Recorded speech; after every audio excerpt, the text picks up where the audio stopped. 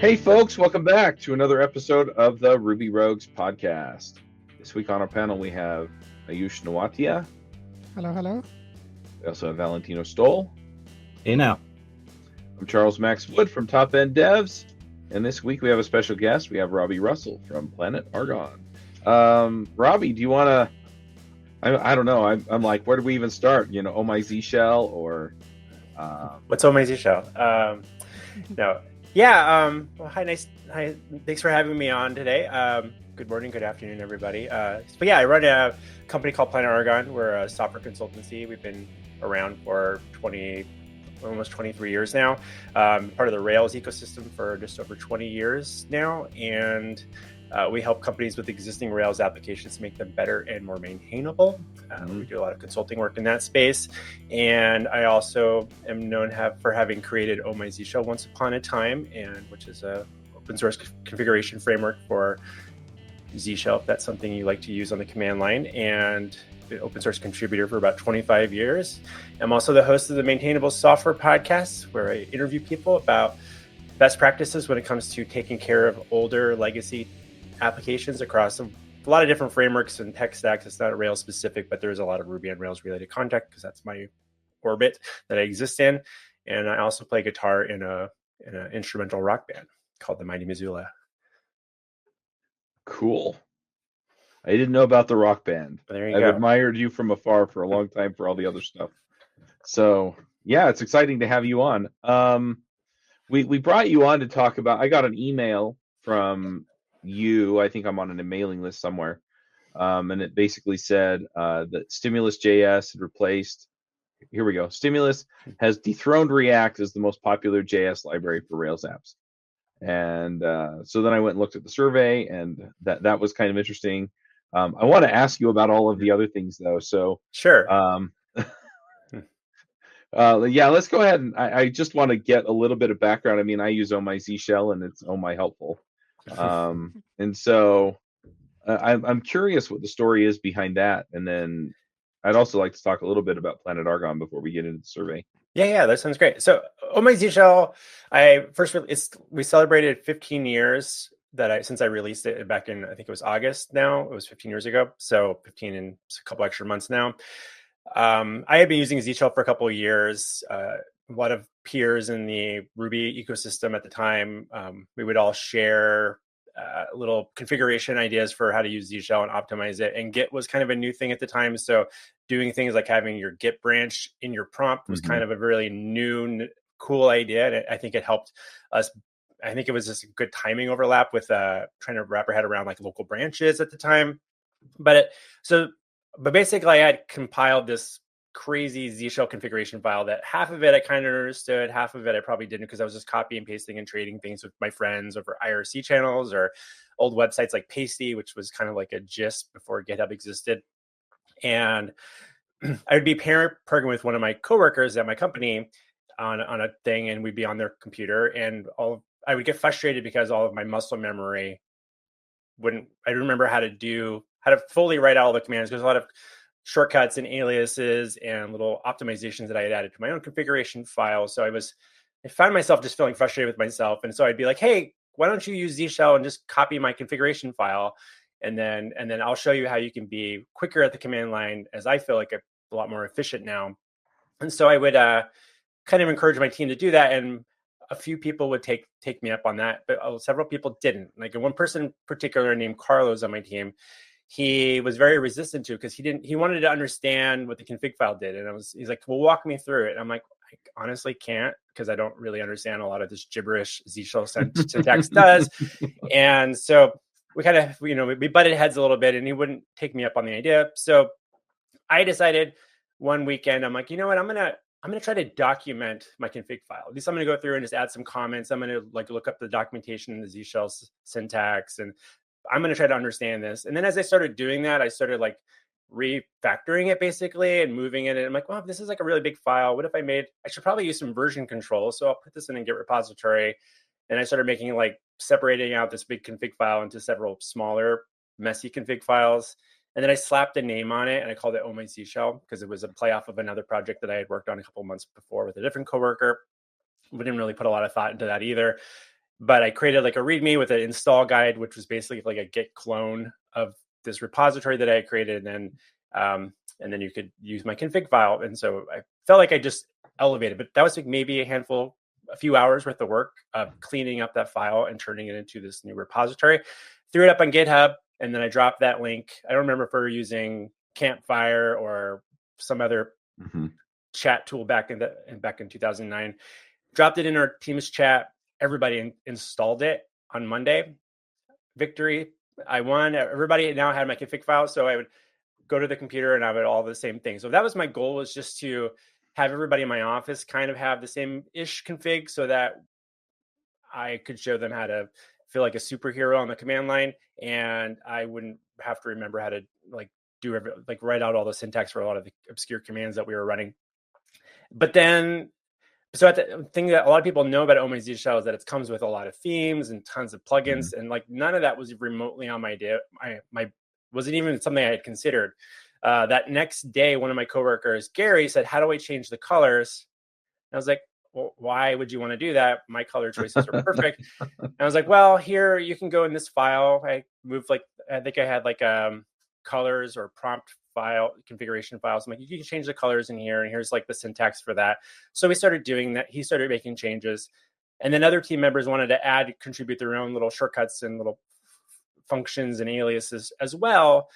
And so we were kind of working together on this, and Gary couldn't do a git pull and git push cleanly because he had changed the file, a git conflict. Right. And so we're kind of like, well, so we would stash it and then pull the changes and then reapply them. And I'm like, well, this doesn't feel very sustainable. Because then another coworker is like, I want to change the colors too.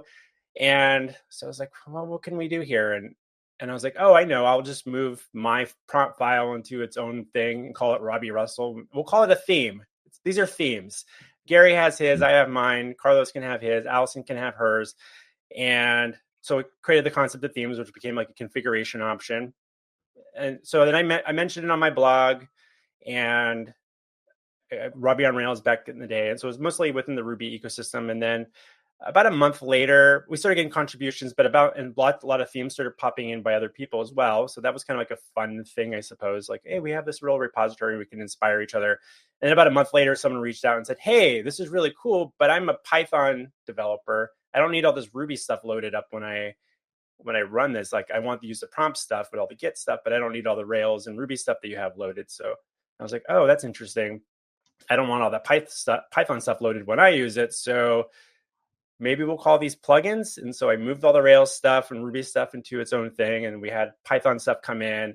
And then that just opened the floodgates for other people to be like, oh, I got this thing for my framework, or I have this other tool that I'm only using. And so this stuff kind of organically evolved as the community started using it and pitching ideas. And I was like, well, here's a way to kind of organize that. We'll just throw these in different directories with different, kind of enable these things. And that just kind of snowballed into this thing that's kind of evolved over the last 15 plus years, where we've had several, I can't remember the number of, I think we've had, I don't remember how many, we've had more than a couple thousand contributors directly to the core project contribute code. And it's one of the most starred projects on GitHub. And it's kind of wild, and I don't make any money with it. I sell stickers and t-shirts that's fun. But it's always been this kind of fun little open source thing that I can occasionally spend some time thinking about, but it doesn't occupy a lot of my brain space, despite how wide ranged and popular it has seemingly been. That's awesome. I love it. Yeah, I also want to just talk a little bit about Planet Argon. You guys have been around for a while. Was this before or after OMZ Shell? And before, yeah. What's the story with how that got started? So I actually started Planet Argon, back in 2002 as I had a day job, and I was like, we worked with, I worked at a company doing some software development, and that company was a .NET shop. And I was really interested in open source, and nobody at larger companies was really hiring open source technology people that often. And so I loved PHP. I had co-founded a Linux user group here in Portland, Oregon. And so I was already kind of doing a lot of fun open source stuff. And so I was trying to translate, okay, I do this stuff in .NET. How do I do this in PHP? And then I started like, maybe I can get some freelance work on the side. And so I decided to incorporate that as Planet Argon. Thought I would make it sound like I'm bigger than just me. It was like me and then my partner at the time. She was a designer, so we would so she would work on web design stuff, and I did a lot of back end development. So we collaborated on stuff. So she had her company, I had mine, and so I was like, I'm going to call mine Planet Argon, which was a reference to a fictional book or a fictional place in a Tom Robbins book called Still Life with Woodpecker, which is where redheads came from. So it had nothing to do with anything. It wasn't some clever idea about gases or the scientific chart there. It was literally just like it's me. I have red hair, Planet Argon, goofy little thing. So I did that for a couple of years doing like side projects. In 2004, I quit my last job to work full time on Planet Argon just as a freelance consultant. And then in beginning of late 2004, beginning 2005, I got introduced to Ruby and Ruby on Rails and started doing that in 2004. Beginning of 2004, I started blogging as Robbie on Rails. And so this was 5.5 years before OMAZ Shell existed. I was part of the Rails ecosystem and doing stuff. So I think OMAZ Shell just kind of culminated out of that community. So yeah, anyways, it's been around for a while. What we work on a lot now, so back then was a lot of like new startups wanting to use Rails because it was kind of like this new hot thing for projects. So we learned how to basically went from that freelancer space of me working on by myself with my designer partner at the time, and to all of a sudden like some really large projects started coming our way that would take more than me to be able to do it. And so one of the first services that we had was offering hosting services to Ruby on Rails developers, because there wasn't a lot of affordable hosting options unless you spun up your own VPS or something. So I had been offering PostgreSQL hosting for developers and like PHP 5 development or environments for hosting, because I had a lot of experience like running servers and stuff like that. So that was part of our services early on, was hosting, even going back to 2000. I think we started doing that in 2003. Aside for a lot of the projects, because I would then host those projects. So we were one of the first companies in the Ruby on Rails ecosystem to start offering hosting at kind of like an affordable price point. And we give people like shared hosting environments and made that kind of work. And then, so that allowed us to broaden our exposure in the community early on. And then, but a big part of what we were trying to do was just focus on developing startup projects and stuff like that. And then a couple of years into that, we started getting approached by companies that said, hey, we had a couple of freelancers build this app for us this last year. They're no longer available. They got full-time jobs somewhere else. Can you take over these projects?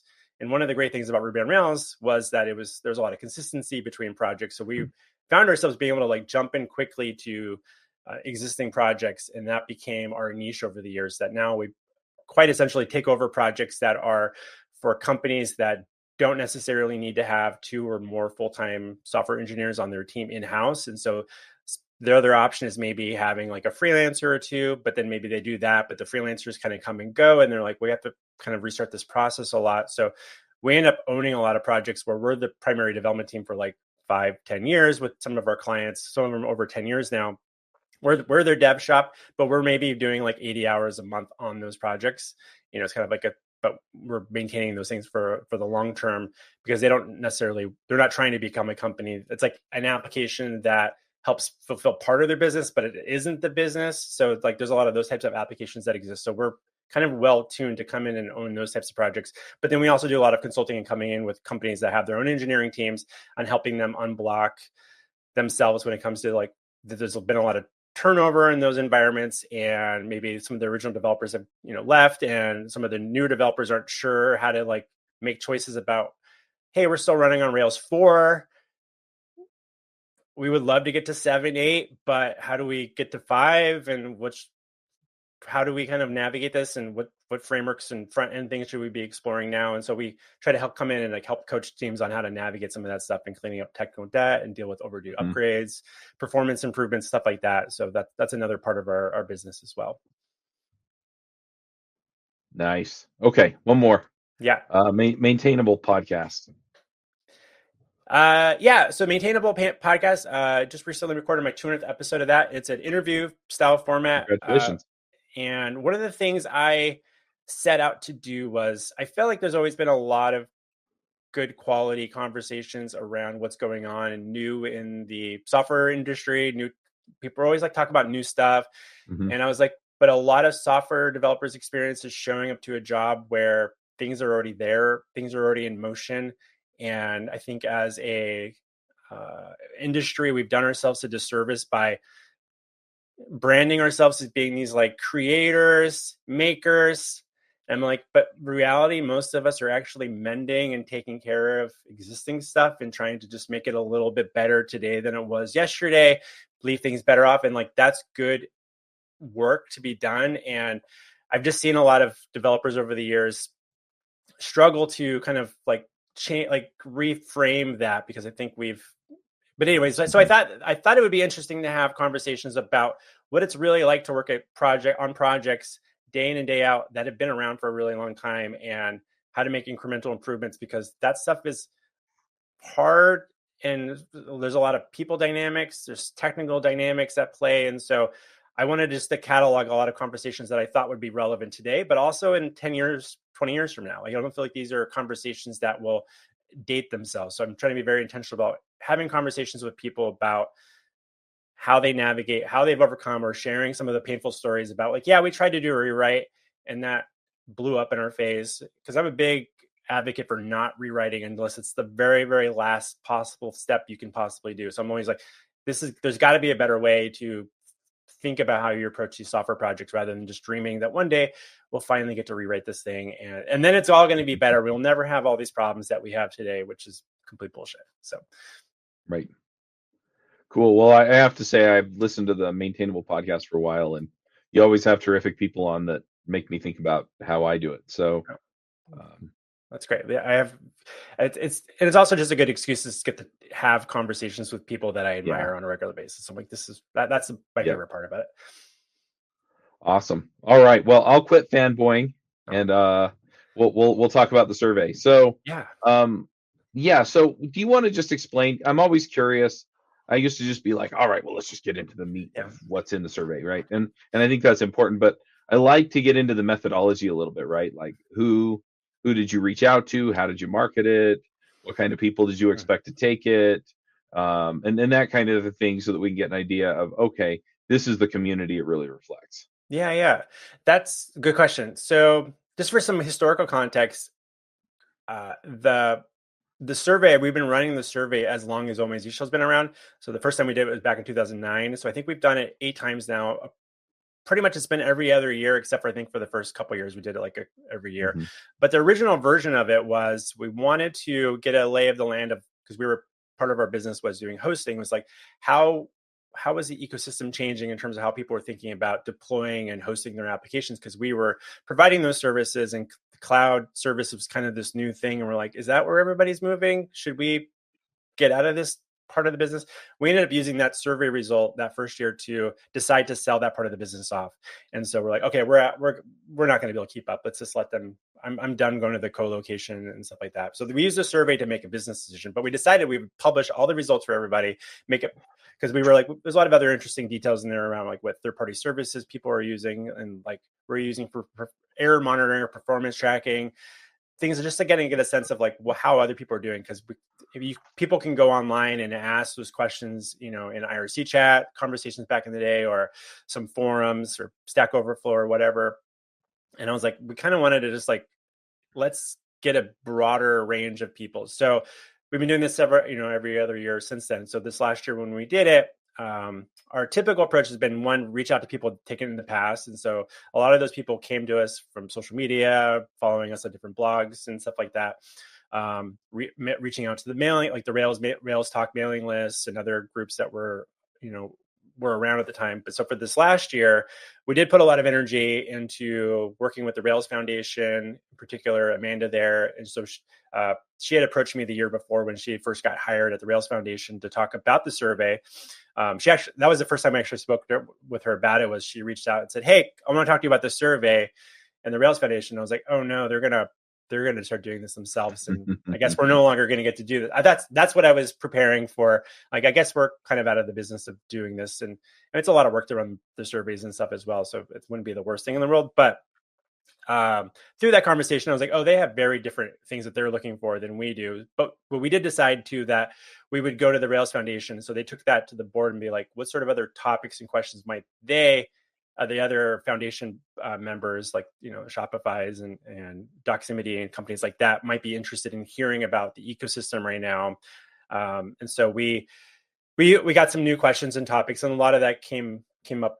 So we ended up adding a lot of new questions related to education and like how people are learning about Rails, or what type of content are they consuming to level up as developers, and is the assumption that video stuff is the future actually resonating with the majority of developers. So that we can get into some of the stats there, but in terms of the reaching out to people, it was a lot of hitting the social medias. I emailed everybody that I could, I had reached out to in the past, and to have anyone that I knew that's written books in the last few years about Ruby or Rails related themes, or people I've interviewed that happen to be part of the ecosystem, like reached out to them, emailed them like, hey, can you blast this to your group or your mailing list?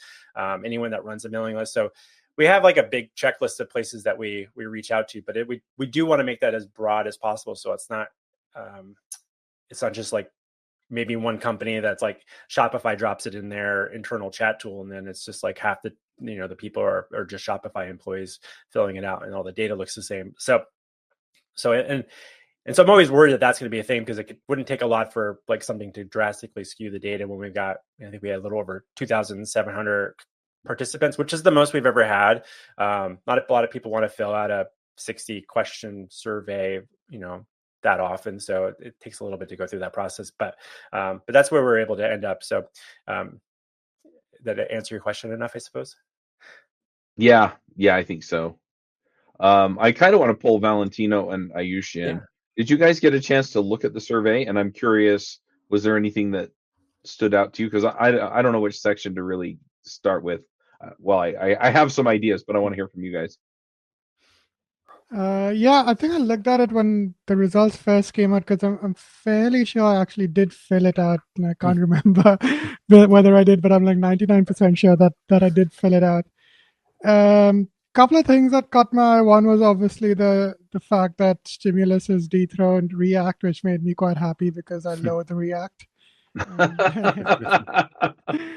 tell us how you really felt.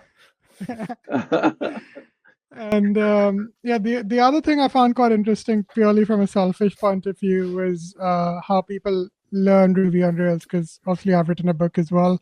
So I found it quite interesting to just see how people are learning, and it's interesting to see that more people kind of watch videos and tutorials rather than read a book or something like that, because I guess horses for courses and stuff, but and I prefer text-based rather than video, but it's always interesting to know like what other people are preferring, especially if you're trying to sell an educational product.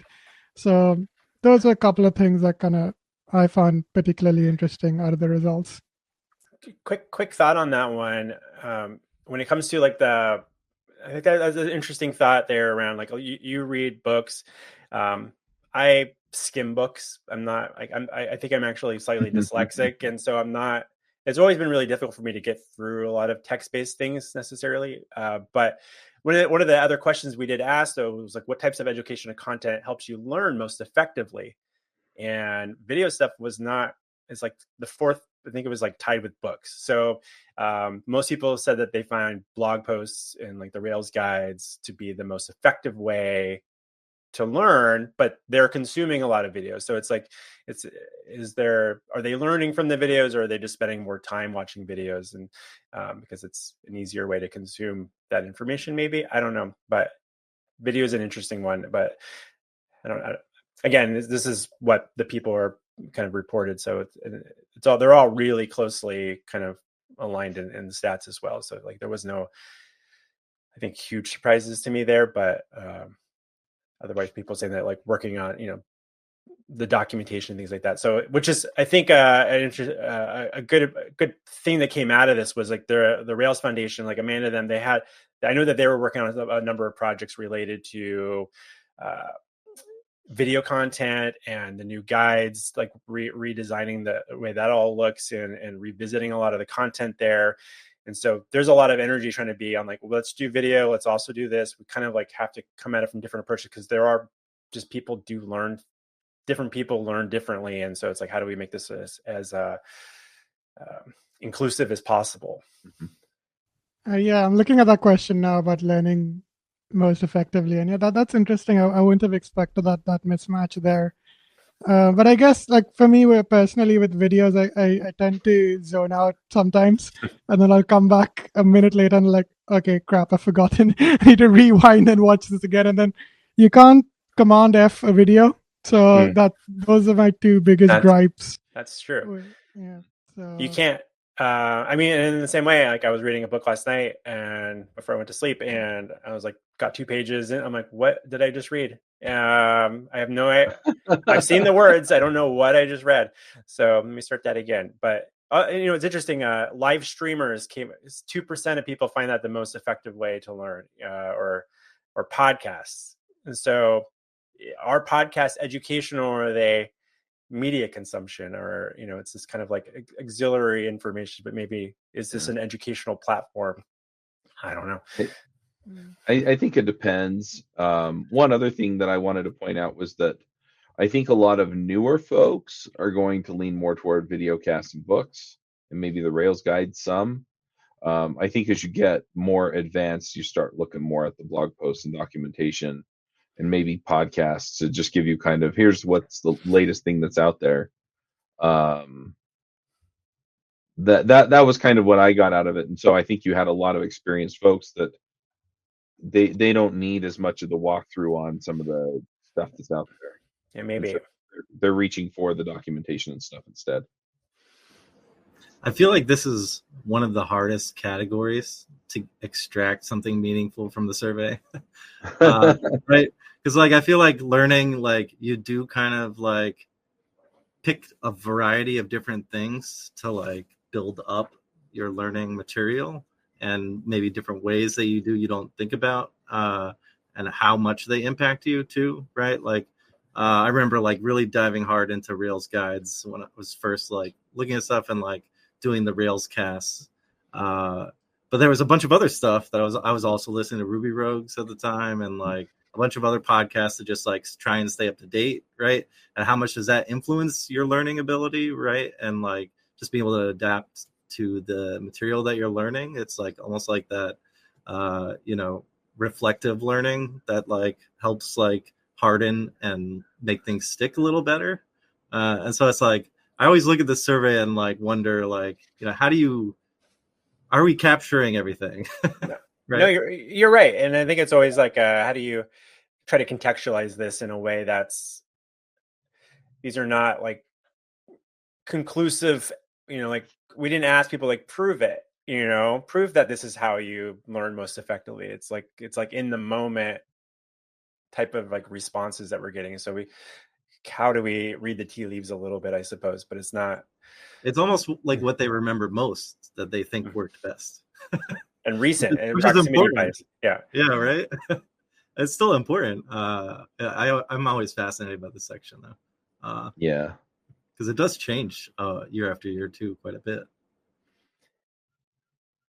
Yeah, a couple of other things in the learning. Oh, go ahead. I was going to say that one of the things I was, and I didn't get a chance to go like pivot the data too much on this particular one, but because we we're able to look at like how long people have been working with Rails, and then try to look at the data for that. And like if I had thought ahead more, I could maybe got some more interesting details for that. But I was thinking one of the things is that we know in the community is just that this was also conducted late spring, early summer-ish last year, summer last year, so 2024, and there was a lot of layoffs in the year prior. There was not a lot of junior developers getting hired in the community. Coding schools, kind of a lot of them closed. I used to know that one of our strategies in the past to ask questions to people was to hit some of the coding schools. That would get shared around some of them, some of the developer, they would share with their recent graduates or previous graduates. They would share it, like, here, fill out the survey. So I think there's like data. I think we got a good capture of people that are actually working with Rails right now, and not two. So that, I feel like that's interesting, but we didn't really also have maybe as many junior people participating, or maybe because there's actually just less junior developers coming into the market in the last year or two prior to to when we conducted this particular survey this time. But so I don't know. It's kind of it's always a little bit interesting to see how the data fluctuates a little bit, but also by how little it changes sometimes too. There's a lot of the data that's like we're looking. I'm like, how did Linux usage didn't move like more than like 1% or 2%? And I'm like, what? How? Despite like DHH talking about it all the time or something. So it's just like I'm like, how does this not move a lot more? Omakub. Yeah. So Valentino, was there a section that stood out to you? Yeah, I'm always fascinated to see kind of like Ayush, where the front end stuff shifts, because that's definitely the thing that changes the most, I would say, over time. Mm-hmm.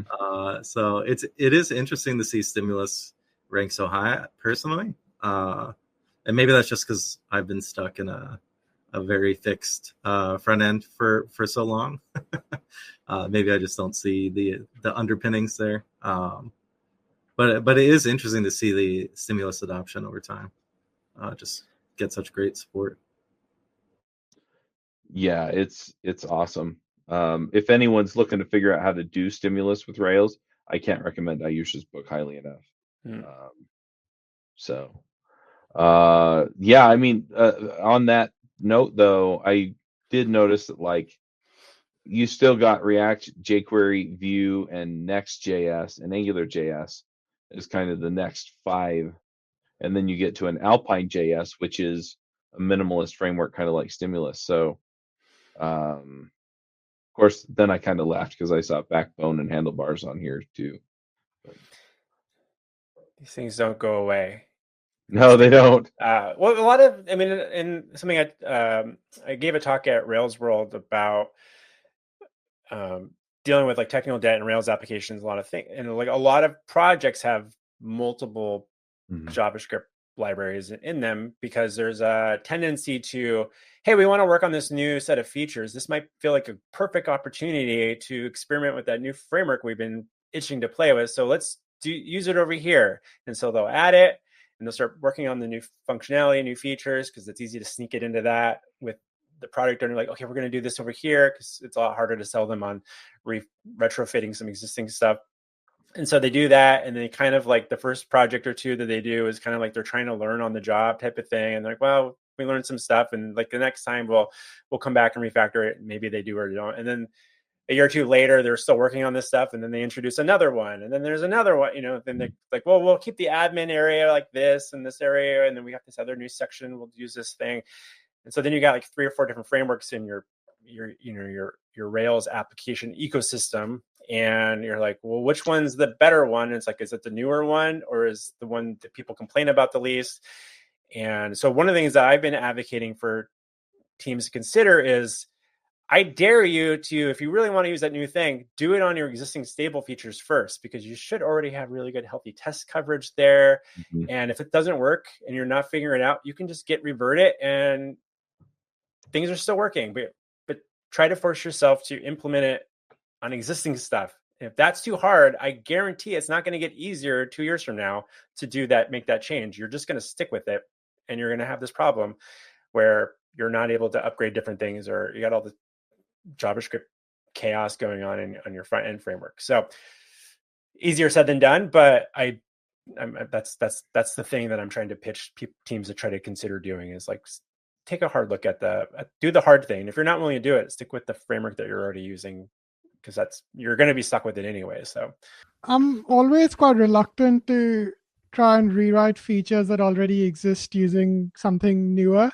So while I completely agree with your approach of trying to introduce something new to the feature that already exists, but what's the judgment call there? How do you decide that this is a new thing that we want to try, and we're going to rewrite something that already works against, well, that feature already works. I don't see why we should spend time rewriting it using something new.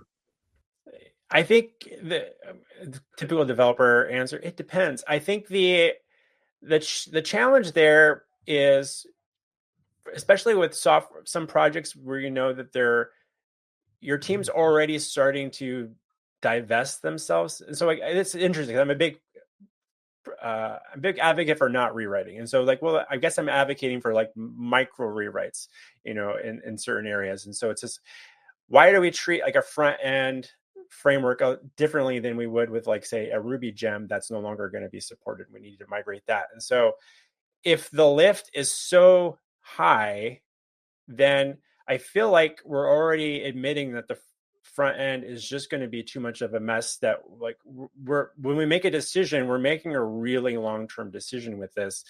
And how can we approach that a little bit more? Like, are there ways for us to refactor parts of it, or rebuild parts of it and figure out how to glue things together? Like I've worked with a number of teams that in the consulting capacity where they've done like these migrations where they're moving from Angular to React or something, because Angular 1 to Angular 2 wasn't necessarily like a good upgrade path for a lot of people. And so that could happen with any of the frameworks that, we talk about. There's always a chance of that happening. But for these existing stable features, it's just more of like, if your team is trying to experiment and learn, just learn on something you already know how it's supposed to work from like a user perspective. And like, can you experiment with that and test out if this idea is going to work well before you start building on some new ideas and learning on the job with that new framework? Because a lot of these new frameworks don't necessarily have a lot of good documentation initially, or they have some documentation, but there's not a lot of real world experience yet. So you're learning, you're sharing as you go.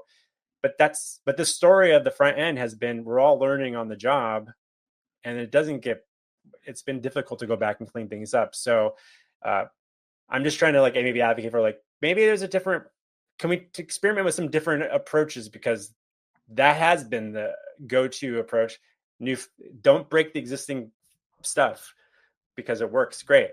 But that's the thing. If it's going to break, how do you make it less breakable? And so this is the hard part of our job, I suppose, to try to figure this stuff out. And so, yeah, it reminds me a little bit of a scientific experiment, right? So you have these studies that are done, right? So they have the control, and then they've got kind of their experimental set. And typically, the best practice is you only change the thing that you want to see what difference it makes, right? And so if you're doing a new problem and inventing a new solution and using a new tool for it, as opposed to doing a well understood problem that's already been solved with the tool you already have, yeah, then you have a real good comparison to see where the trade-off is. You might find that, if you're just rebuild like a small part of your application or front end with a different JavaScript, you might be like, all those assumptions we made that this was going to be way better, actually, like, it's got some weird things that we didn't quite realize. And is that trade-off going to be okay for us in the future? Or because I think the question is going to be, you're using that new thing on the new functionality. Are you ever going to go back and rewrite that stuff? Or are you saying that those existing stable things are just never going to change? So that's why you laugh about like Backbone. Like, there's plenty of projects out there that are running just fine with Backbone. We work on projects like that. And I can tell you, we tried to do a project for one of our large clients that was the client was like, yeah, we want to move to React from Backbone. And we were working through this big rewrite on the front end. And eventually we agreed, like, this doesn't feel like it's adding a lot of value to your business necessarily, but this is fine. But yeah, we're probably, they decided they're going to end of life that particular project anyways in a year or two. So we hit the brakes on that particular project. But those are,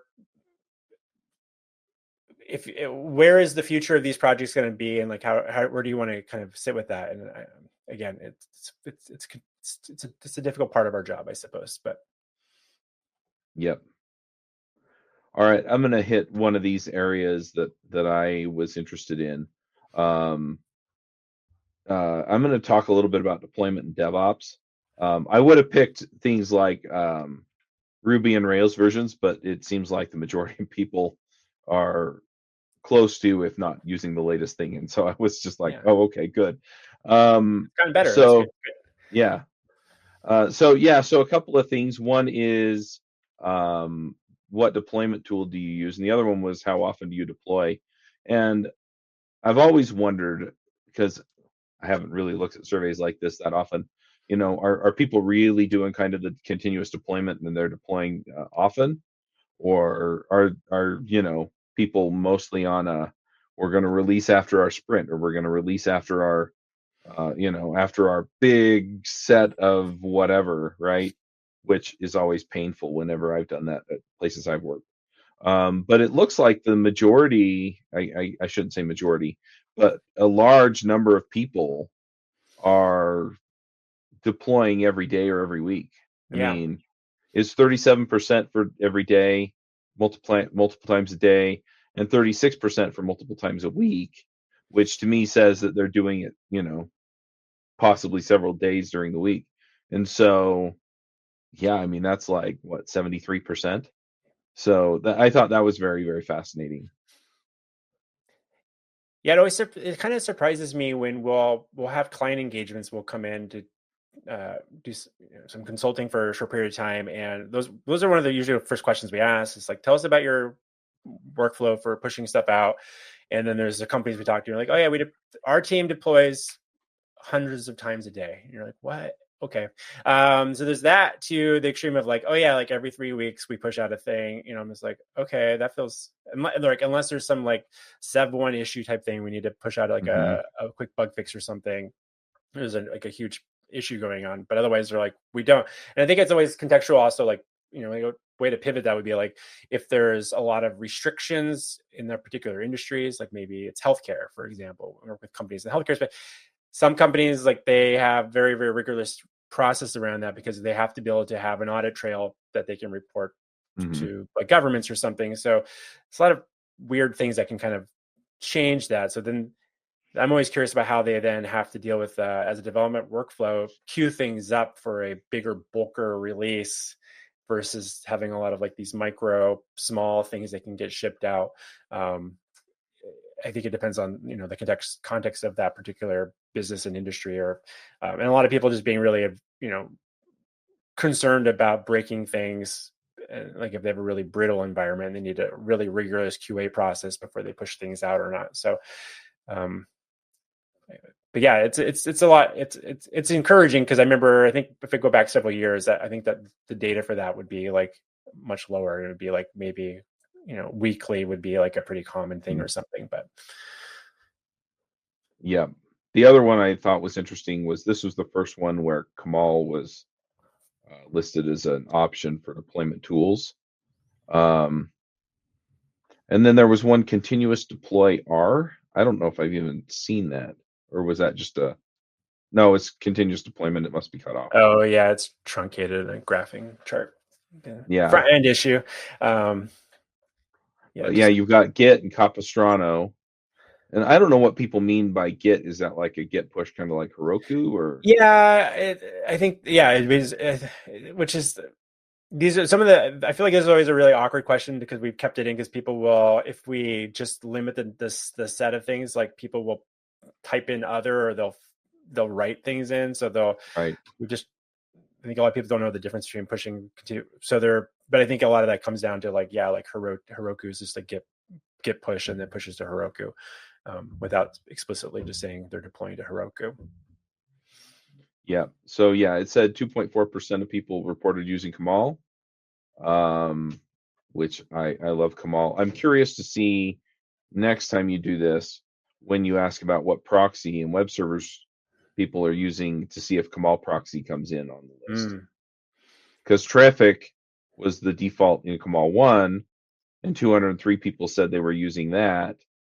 And so, I'm curious to see if that switches up. I would imagine, but we shall see. Yeah, and Thruster was another piece of that puzzle too. That's on there. Yeah, I'm curious too, like how many people like use chat ops still.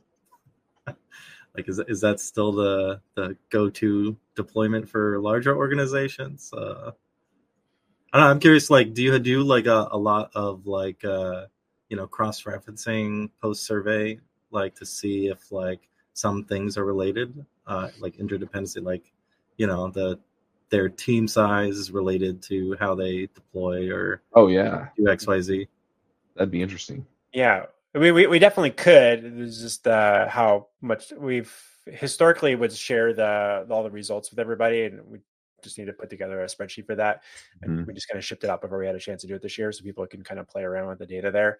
Because there's a little bit of data scrubbing we have to do for our privacy stuff there, but the definitely something we can definitely expose for folks. But what we found is what we've done in the past, like 5 people would download this, and then so we're like, how much time am I putting into something for those 5 people? But there's some ways to do that as well. You got to hook it up to an AI chat to make it easy. Everybody's related, yeah. And hope that it's accurate. Yeah. But, deploy GPT. Yeah. If you've deployed applications using other languages or frameworks, would you say that it has been easier or harder to deploy Rails applications? And 16% said it was harder, but 45% said it was easier, and 39% said it's about the same, which I found interesting because I've done a little bit of PHP years ago, and when I found it quite easy to deploy. I can't remember exactly what I did years ago, but it was like I didn't really know Linux admin. I still am probably not that good with Linux admin anyway. And when I came to try and deploy a Rails app for the first time, which is I think about 5 years ago, I started losing the will to live. I caved and had to use Cloud 66. And even now, like I would say that like I just use render.com for hosting. But if I had to do like a bare bones VPS, any Ruby, not just Rails, I should deploy any Ruby web app, but it wouldn't be as easy as I'd like. So I just found that response interesting because I don't know. Maybe, do you think people responded easier because of things like render.com and Heroku? I think, yeah. I mean, I think that's probably very much the case for a lot of people. And we definitely could look at pivoting the data there to see if we can get some more detail on where people are hosting those applications. But it's interesting, that experience that you had coming from PHP to Rails. Like I shared that experience early on but that was also why part of what we did for my company was offer hosting services to make that easier, because it was so much easier to host a PHP application because you literally just uploaded some PHP files, and maybe you needed to restart the server. Maybe, usually not. Back then, wasn't such a big deal. But Rails, you were like, well, you got to run like a little Rails server, and so that's running behind like your web server and yada yada yada. And then, but things like Capistrano did smooth that out at one point. And Heroku made it a lot more accessible to quickly deploy. So you didn't have to learn how to manage your own Linux server out there on some, Rackspace or wherever you're hosting your VPS and stuff like that. So I hear you on that. Is it harder or easier? I think to me, it feels like a lot of, I think it says that like a lot of people are like, it's like 39% said it's about the same, so a little less than half. And so, but harder, I think it depends on like how complicated a hosting environment are. Because the other things I think of related to deploying is also like being able to debug things. And I always feel like one of the things that I really appreciate about Ruby on Rails early on was how easy it was to debug things in production versus with working in, like, say, PHP, because we had things like you could SSH into the server and then run Rails console and do stuff. Yeah. And you're like, oh, this is amazing. And like, didn't feel like we had that kind of functionality at the time. There's tools like that now, but that stuff was just kind of like at least for my professional development growth, that was like a huge like aha moment. I'm like, look what we can do. And like, but you also had to run, all these different separate processes, and you're spinning up delayed job things or whatever, memcache and all this stuff. And you'd have to run all these little services in parallel on a server. So there's a lot more things related to your Rails apps that you have to run as well. It wasn't just like PHP, like you run the thing and then you had a database or something you connected to, and then that was the bulk of what you needed to worry about. So Yeah, I think some of the tools have gotten better, like you said, but with Kamal, I mean, you set up the VPS, make sure you can SSH into it, and sudo run things as root, and then you just tell it to set it up, and then you tell it to deploy it. So, yeah, I mean, yeah, a lot of it depends on how your system's set up, but what I found is the tools just keep getting better and better and better. Yeah, Kamal, the only thing is it's Docker, and like Yeah. I just find it too heavy-handed for the kind of stuff I do. Not for my client work. My client work obviously is high enough scale to warrant that.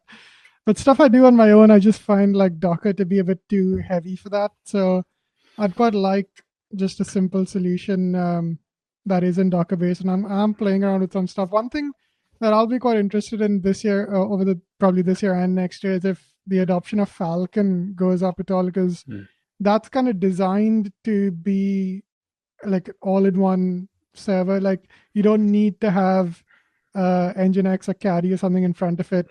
It's meant to be like right in front of your application, and it's meant to be like it's meant to work as SSL termination and just work as a web server. So it should hopefully reduce the number of moving parts you need for Ruby deployment.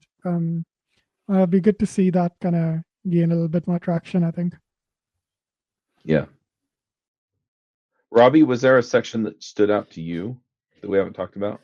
Yeah, some of the things that I've always found interesting to track is because there's having been a part of the Rails ecosystem for such a long time, and is a lot of the third-party services and tools that we're using. So, this was the first time, this last year was the first time New Relic wasn't number one for performance monitoring in the Rails ecosystem since we started asking that question. I think back in, I think Datadog took over the number one spot. So otherwise New Relic had been, and I think that I don't want to, I mean, I know a bunch of people that work in New Relic but they've, that company's been bought and sold a couple times at this point now. So it's been interesting to see that kind of evolve, and just seeing how like Sentry and AppSignal have kind of like jumped up a little bit more in the community there. And to me, it's always kind of fun to watch like the big companies and the small companies trying to I don't feel like that space has ever like been terribly stable for a lot of companies necessarily, outside of like the people that are at the top there. And so like we got error tracking things and as well. So like I think on the error tracking, Sentry's been the top for the last 3 times we've run the survey. But it's been interesting. For whatever reason, I've always been fascinated with those topics, just to see what people are using. And because I feel like it's really easy for teams to quite often switch and experiment the different thing. When we come into consulting engagements, we just recently we're working with a company doing a code audit and doing some consulting with them. And we were logging into the New Relic where they had been tracking their errors for a really long time. And we're looking at all this stuff, and they're like, yeah, we don't really log in that often and go look at the error stuff that often. We just occasionally. I'm like, well, maybe a really easy thing to do is just to switch to a different platform, so you have some new data, a new fresh data set, rather than just ignoring the old thing. And like here, you can use my. So they got set up with like AppSignal like in an afternoon, and maybe made a few code changes to make that work, and then it just kind of revitalized the team a little bit to start paying attention to that stuff a little bit more thoroughly. And so that's always a kind of a nice thing to be able to know that there's other tools that you can kind of play with and maybe get a different perspective or look at your data and the activity in your applications from a different perspective. And so maybe switch over to Honey Badger for 6 months and try that for a bit and see how that maybe rethinks how your team approaches this stuff. Those are like usually pretty easy things that teams can do to just get some new energy around something, rather than being like, let's log into the thing we don't really pay attention, or I don't really like the UI or all the upsells that they're doing. And I'm not trying to pick on New Relic or Datadog or whatever, or like people are like, yeah, Datadog, as soon as we sign up for an account with them, all of our developers start getting emails and phone calls all the time from their salespeople trying to upsell. And you're just like, yeah, that's going to happen with this bigger company. So other things that interesting around just seeing things like what debugging tools people are using, because there's new things popping up, and like Ruby debug is 16% now, and prize at 31%. And so I think if you're just people like a lot of people will just keep using the same thing that they're already used to using for a long time. So I think sometimes it's just helpful to be aware of these things. Counterpoint, you mentioned like the Ruby versions, or we would ask, which version of Ruby you're using. When not just like the number version, but if I'm using like Matt's Ruby versus JRuby, things like that. And let me see if I'm trying to remember what the question is, but I got I'm not trying to point out necessarily, but we ended up because the data from the survey the previous years that JRuby was so low in number of counts that I'm like, I don't feel like it's important to keep even an option for people to check anymore, because there's another box and let's just let people type it in. And then that didn't make someone all that happy that I removed it. I'm like, well, I'm not saying people can't do that. It's just like there's such insignificant number point that I'm like, and they're like, well, this is like so some people see these types of surveys as an opportunity to highlight that there are these other tools when they're taking the survey that they could be exposed to.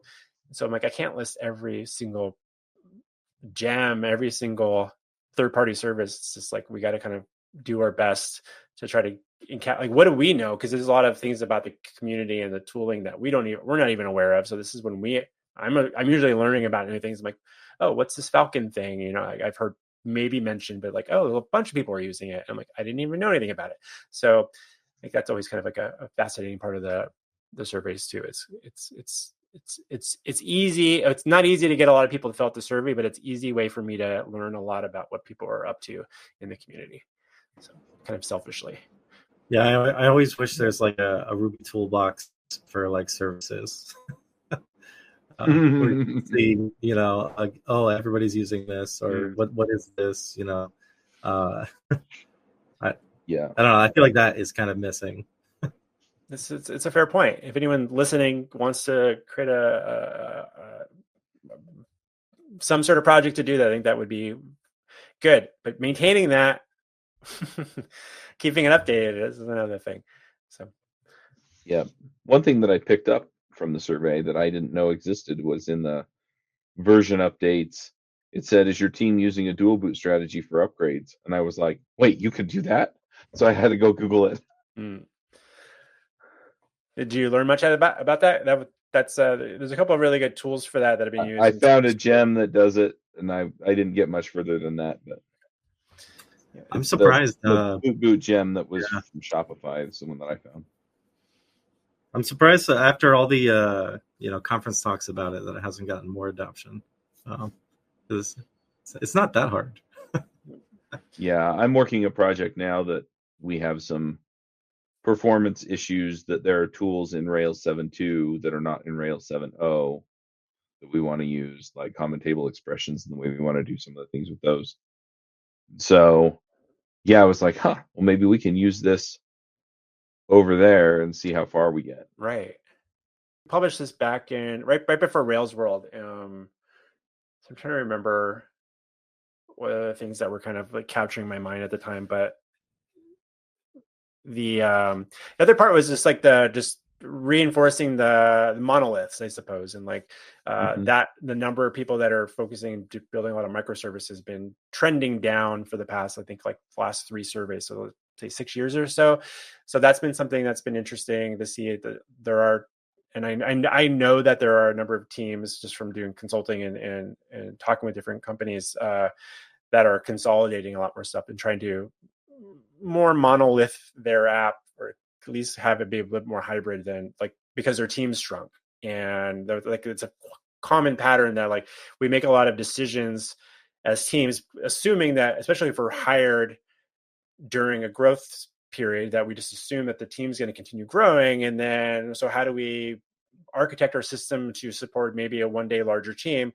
And we don't often make a lot of technical decisions with the assumption that we're going to be a smaller team in the future. And maybe that's actually an ideal state for that team, is to be smaller. So how do you weigh those two things up? Like we may not need the team we have today in 2 years to support this thing. And that's maybe ideal. Whether the leadership is talking about that out loud or not, that's maybe another issue, but that is like a thing. And so like I know a lot of like really, really small teams. I'm talking like 2 or 3 people that are working on software projects that've got like 25 microservices. And you're just like, I'm like, this doesn't seem fun. How many Rails upgrades are you doing? And like, okay. Yeah. And they're like, well, we did this when we were 10 people. I'm like, all right. And most of those people aren't even here anymore. So you're just like, okay, well, this is a fun thing to kind of reconfigure and rethink about how you reframe this stuff. Cause like, we got to make a change, and now we got to make a change in 3 different repositories, figure out the deployment process, scheduling, because I'm like, these are not, this doesn't feel super efficient. And it's very similar to the front end framework type of issue as well, but microservices and the monolith thing, I think so. Monoliths are on the rise in terms of people trying to keep it in like your one repo as much as possible, unless you really, really need to start splitting some stuff out. I'm curious how much of that is thanks to Packwork.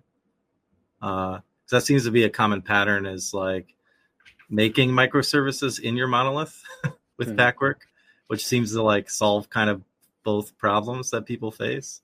And the people that want to push for microservices feel at ease because it kind of feels like a microservice in a way. I don't know what your thoughts are on that. I know that Eileen gave a talk at Railsword about that, and was kind of a little bit critical of doing a lot of that because often the boundaries are not so clearly defined, and people are like, stuff is overreaching all the time anyways. I don't know that she felt like she had like a good way of solving that necessarily, but like I think her perspective is like we're still over separating in a way, trying to optimize, and it's causing other sorts of issues with like ownership within projects and feeling like how do just teams work together and own projects is I think another part of it. So there's the human part of that, and then there's the technical approaches to solving some of that stuff, and like trying to weigh that up when the teams are maybe not always going to match the technical separation of those concerns. And so I know it's tricky. So, but yeah, Packwork is definitely an option there for kind of approaching that. Yep. Yeah, I like All one right. of the takeaways from just like the open-ended comments was move away from over-engineering things. Optimize for a smaller team. I think even if it's the same size team, like if you can make your software project easier for when half of your team is on vacation to maintain, like, wouldn't that be a good thing? Wouldn't that feel better? I just think there's probably a lot of things that we could be asking ourselves, like especially with like deployments. As you brought that up as an interesting thing. Like there was a time when like I think there's a lot of benefits, and one of the interesting things about why Kamal's resonating with some teams or some small teams in particular is that it feels like it's giving back some control to the developers a little bit, because I think within this era where there's a lot of emphasis on DevOps type roles and people, so there was some specialization that came about, again. And so this was a very similar go back to the early aughts. We had a lot of DBAs, in our teams, someone that would manage the database and be the guardian and the gatekeeper for adding new columns to your table, adding new views or store procedures, and they'd be the ones that manage that. And we were able to kind of take some of that and it's like, no, we can do this ourselves. We can manage this. And then I think over the last decade or more, the infrastructure's got a lot more complicated as we move to the cloud, and we can do all this stuff. And so we have a lot of really large teams really need to deal with a lot of scaling things. A lot of small teams have some scaling issues, but they would then adopt a lot of the same approaches that large teams are talking about and so a lot of developers are actually, so I think back to that question about, is it harder or not? Is like some people work in environments like, I'm actually not responsible for anything but pushing to a branch, and then some magic happens, but ask me to change that, I don't even know where to start. What is this Terraform stuff? This Kubernetes? What is this? Like, how does this stuff work? I don't have time for that. I'm going to focus on Rails. And I think that's okay in some teams, but it's been a challenge for a lot of developers to feel like I can make changes, or it feels very brittle at times because like there's some magic stuff that's happening over here, and I don't want to break the infrastructure. So infrastructure became a challenge.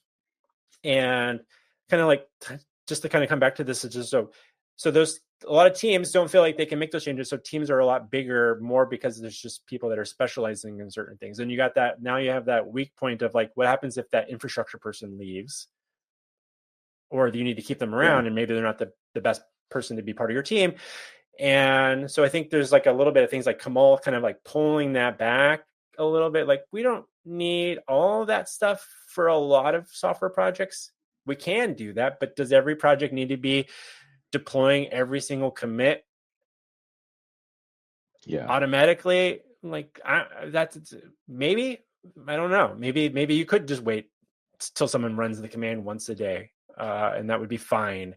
But there's got to be some trade-offs there, because you're spending a lot of money on infrastructure stuff and all of those GitHub actions running or whatever you're using for all that stuff. But that is costing your company money to do that stuff, and it's not free. So figure out how to balance that. Yeah.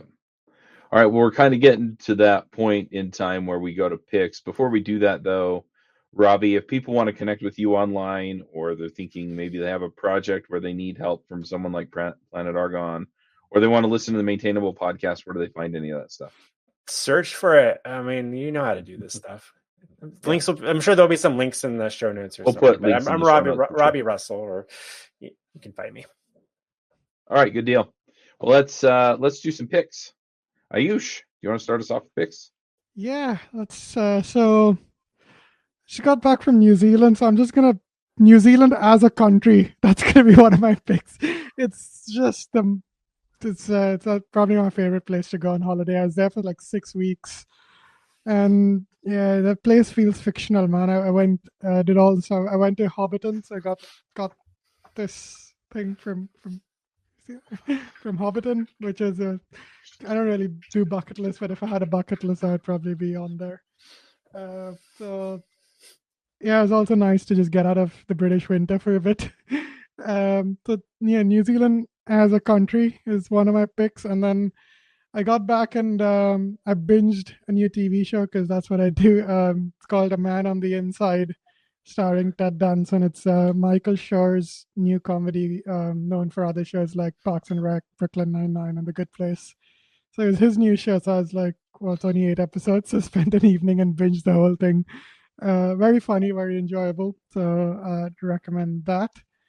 And I'll finish off with a technical pick, which is the Async Container Gem by Samuel Williams. I had the chance to hang out with him while I was in New Zealand, and one of the things we kind of played around with was the Async Container Gem, which it's kind of just a way to like orchestrate Ruby processes. So instead of like packaging everything up in a Docker container, you just have an async container manage all your different processes, and it kind of deals with restarting and blue-green deploys and all that kind of stuff, and kind of playing around with it to see if I can get it to work nicely with just generic Rails apps with Puma and stuff. But yeah, I think it's a very underrated gem, and yeah, I'd highly recommend checking it out.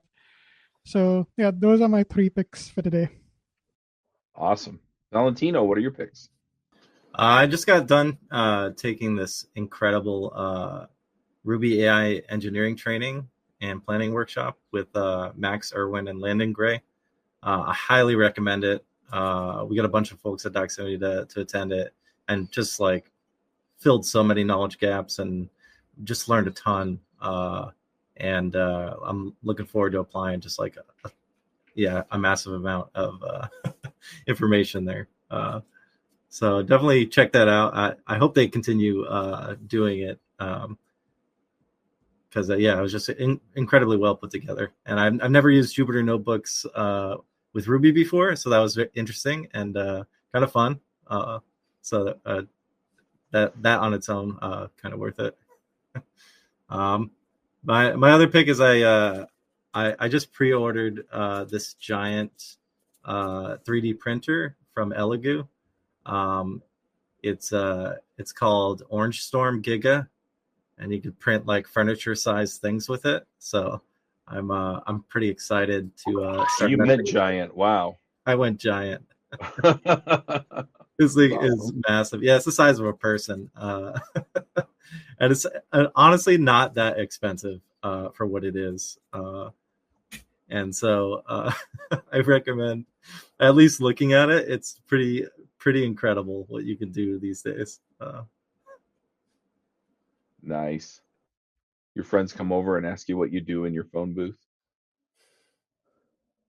All right, I've got a few picks here. So I always do a board game pick first. And so the game I'm going to pick this time is Machi Koro 2. I have picked Machi Koro in the past. Machi Koro 2 you basically play by the same rules as Machi Koro. The difference is that you have, instead of the different kinds of buildings just being all in their stacks and you can just buy whatever's out there, you actually flip cards to expose the different types, the different buildings. And so just to give a quick rundown on how the game works, you buy buildings, you roll dice. If you roll a dice on a card that you have in front of you that's green or blue, then you get money. If anyone else has a red card with that number on it, then you have to pay them money. And the green cards on other people's turns, you also get paid for. So that's more or less it. The way you win is you build you build 4 landmarks. In Machi Koro, everybody has the same landmarks. In Machi Koro 2, one of the piles that you're flipping cards out of to expose which landmark you can build or is the landmarks, and then the others are the different building types based on cost. So, or based on the number you roll. So 1 through 6, and then 7 through 12. That's it. You just go until somebody's built 3 landmarks in this game, and you're done. And it takes 45 minutes maybe to play a full game. It's relatively simple. I think it's rated 10 plus. And I think kids younger than that, not a ton younger, but younger than that, could probably play it. My 9-year-old could probably play it just fine. Let's see, has a board game weight on Board Game Geek of 1.48. So, casual gamer, a little less complicated than some of the other games out there. And yeah, we had a good time playing it. So got it for Christmas. So I'm going to pick that. And then I started the Stormlight Archive series by Brandon Sanderson again, and so I'm enjoying those. So I'll pick those, and I'm trying to grab a link for those. I think that's basically all I've got for picks this time around. I started playing with Open Router. I guess I'll pick them too. There's a gem for that. It's written by Obi Fernandez, and it lets you use the different AI LLMs and things like that for some of the stuff you're doing. It's what he recommends you use in his book about the AI development. So anyway, check out Open Router and the Open Router gem. And Robbie, do you have some stuff you want to shout out about? Yeah, let's see. A couple of things that come to mind is a quick shout out to Joe Mazzalotti for releasing Hotwire Native this last week. It's out on beta now, so if that's something you're interested in, him and I are going to grab coffee next week. So we live in the same town, so we can see each other every once in a while. That's always fun to catch up with him. And then also, I've been in real quick. Yeah. We're going to have Joe on in a few weeks to talk. Awesome. Yeah, in a few weeks to talk about his book and the stuff he did. Wonderful. Also, I've been one of the things you mentioned talking about Omezishou. Wild thing about being part of that CLI environment is that I get approached by a lot of people that are building new terminal emulators all the time. So we usually get to get early access to tools and get to be early testers for things. So I've been using a thing called Ghosty for, I don't know, maybe 9 months off and on.